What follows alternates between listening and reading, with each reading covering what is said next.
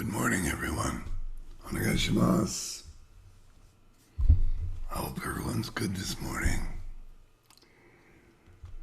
Well, why don't we read the essence of ki this morning?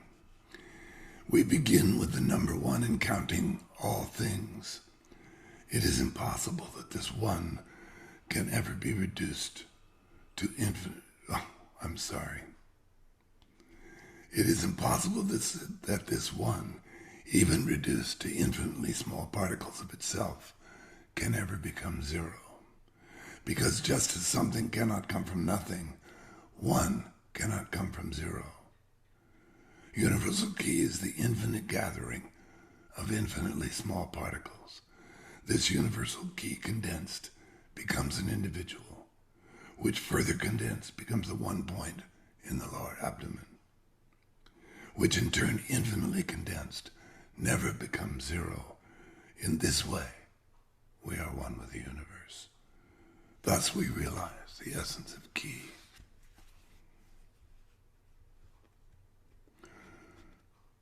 No matter how many times we hear ki defined for us by Toy Sensei or others, it still remains a bit of a mystery. It's not easy to pin it down as exactly what it is. Basically, Toy Sensei is saying that ki is everything there is. So if you talk to a physicist, we have cells and molecules and atoms and subatomic particles, and smaller and smaller and smaller. The smaller you look, the less identifiable something becomes as either a piece of matter, a particle, or a wave of energy. So we cannot say that if ki is the particle that makes up all of the universe, the infinitely small particle that Toy Sensei mentions here, we cannot say that it is energy. And we cannot say that it is matter. It depends on how we want to look at it. So that's an important introduction to ki, because we see an injunction in the four basic principles. Keep one point, keep weight under its side, relax completely, extend ki. Those are four injunctions. You should do these four things. But as we look at the five principles of Shinshin Tuitsu Aikido, the first one is not extend ki. The first one is ki is extending. Because if I think when I see my opponent I must extend ki, it's too late. The point Toy Sensei is making with the first principle here is that we must already be in a state of extended ki. In other words, we must already be including everything there is in our field of awareness. We must be open. We must be already looking, already seeing, and already feeling what is present in the moment. If once we recognize that there is something significant that may affect us in the moment, then we think, must extend ki. This is too late. It has to be a condition of our ongoing awareness. This is what he's talking about. Ki is extending. Okay, so that's enough about that right at the moment. As we're practicing our ki breathing today, our ki meditation, our mind-body meditation, let's notice if we already have ki extending, if we are already including everything in our awareness calmly and completely.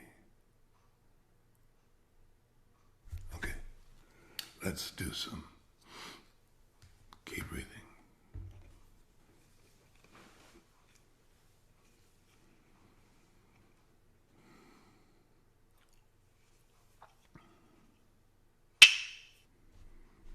When ki is extending, it means we're giving all of our attention, of course.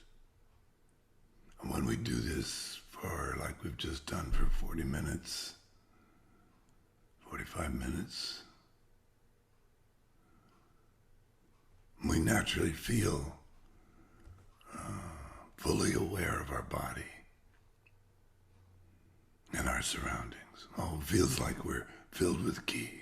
Well, we're always filled with ki, but we feel like we are always filled with ki. We notice that we're filled with ki. We're aware now of what this feels like to be alive and present.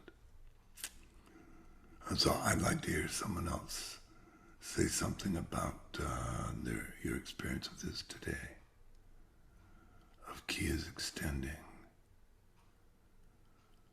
about Fincher Sterling.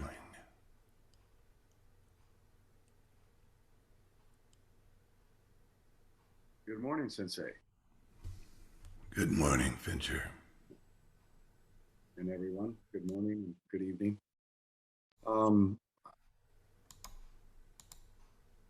It was interesting. What came to mind, I don't know why, but seems to be a struggle between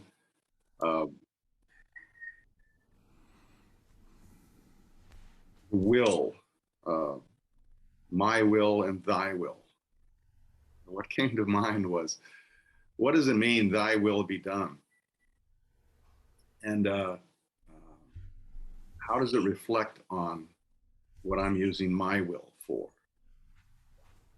Uh, and it, it, it, it seems to be part of the meditation that you're releasing a part of your will so that you can notice and be present. I'm wondering if that if you relate to that, Sensei. Is there something that's happening there with your will? I think so. Let me give it a shot. You know, we like to anthropomorphize everything. And when we anthropomorphize everything that there is, we call that God or thy will, somebody else's will, which comes off as someone or something or some force against or in contrast to or in conflict with our own will or our own desire. But that's a very petty, if you'll excuse me, small way of looking at things, a very separate kind of feeling. So if you're already one with the universe, then the feeling that we get, see, we follow the way of the universe means following the feeling that being complete and together with everything gives us. It doesn't mean following a conception or idea or desire or will, something that I want to accomplish, something that some way I want to be, some way I characterize following the way of the universe. Instead, it's surrendering to whatever is the way in the moment. It may be very pleasurable. It may be terrifying. It may be completely in conflict with the way we thought it was going to be, the way we planned on having it. It's not coming out like that at all. But if no matter what it is, good, bad, or indifferent, if we unify with it, if ki is extending, if we include it, then we still feel completely fulfilled. Because that's all our job is. There isn't another job besides that. When we think our job is something else, getting something accomplished, being a certain way, achieving a certain level, then whenever things don't appear that way, we don't have that feeling of fullness and satisfaction. We don't have a sense of unification. We have a sense of diminishment, separation, isolation. So the way I choose in every moment is to be grateful to include everything that I can perceive. Of course, there's always lots that I can't perceive yet. But sooner or later, it will arise. I can see you thinking there about something that you probably are sort of half listening to me and half thinking, but wait a minute, I have something, and no, that's not quite what I want to say. Please share with us what you're thinking about. Well, I'm still thinking of this little trigger of self, of will, back to that name, that word. And isn't there something we just kind of relax in that, let go of? You have that phrase, so that we're not so willful, so that we are somewhat surrendered. Yeah, well, that's what I'm saying about surrender. That is giving up, trying to be something, do something, accomplish something, see something, hear something, achieve something. Giving up all of that. And it is saying, thy will be done. But it's not characterizing it as someone else's will, but it's the way. The only will there is right here. So it's not saying for someone else's will. There isn't anybody else to have a will. The universe is the way it is. So we give up trying to demand that the universe be our way and just let it go. Suzuki Sensei says, so what? Do nothing, be natural. Don't worry, be happy. That's so beautiful. But we love that because that's a perfect way of reminding us that we're not here to fulfill our personal will, to exercise our own separate, idealized willpower. We're here to discover what is the way right now in this universe that you are the center of. So it's all for you. We each have this experience. It's all for us, for each of us. All we have to do is just accept it. Thank you, Sensei. Okay, thank you. Someone else, please. Lynn Curtis. Could you say something, please? Thank you, Sensei. Well, I mean, I am very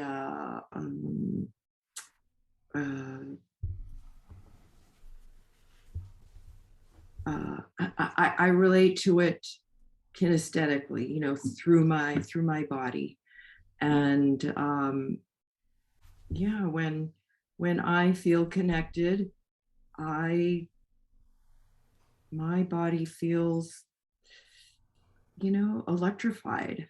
I feel like I'm completely, I'm plugged in. And then I have to say that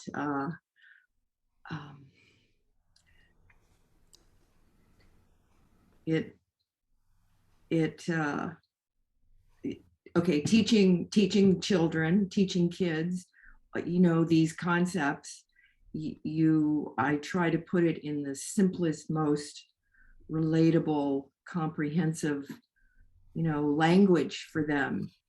And that's what came to me, is like your family rice cooker, sitting on the counter, and it's devoid of any any energy because it's not plugged in. And then you plug it in, and then okay, it's working for you. And I thought, okay, I'm gonna use that analogy next class. for the kids, but because I relate it to how it makes me feel completely electrified and uh, feeling, feeling, feeling that feeling. Yeah, that's great. Not so much up here. Yeah, that's beautiful.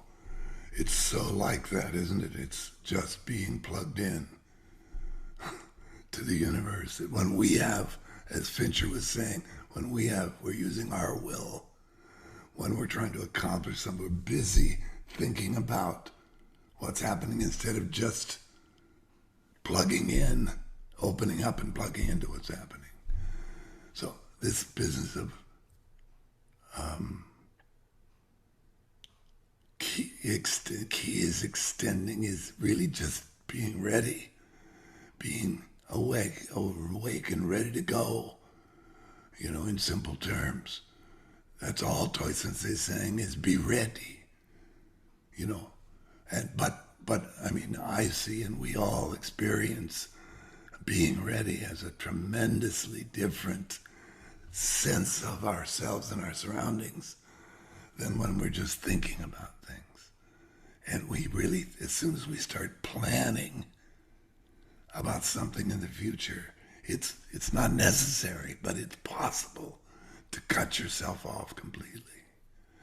It's necessary to plan for dinner or plan for an occasion, but we can do that by remaining plugged in, just like we can have a conversation with each other and still be experiencing this wonderful, complete feeling of Ki is extending. Thank you very much. We have a couple of more minutes. If anybody else would like to offer something, please speak up.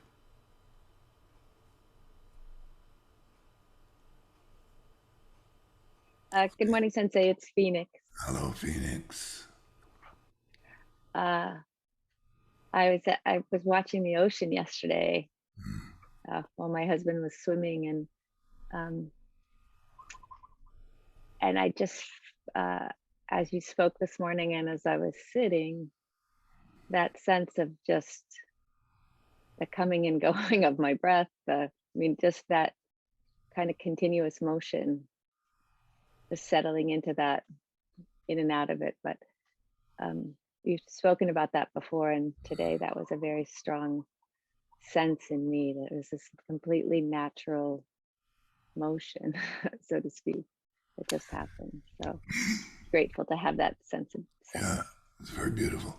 I remember when I was a young man, I read Paramahansa Yogananda's book about yoga and about his experiences. And one thing I'll never forget, he said, is whenever you see a large body of water, sit down, be quiet, and enjoy it, because it's a perfect reflection of the depth of our unified being. So we look at the ocean, we automatically feel the fullness, at least if we take a moment to enjoy it. So, yeah, and we can have that same experience just by opening up in the moment right here. Thank you very much.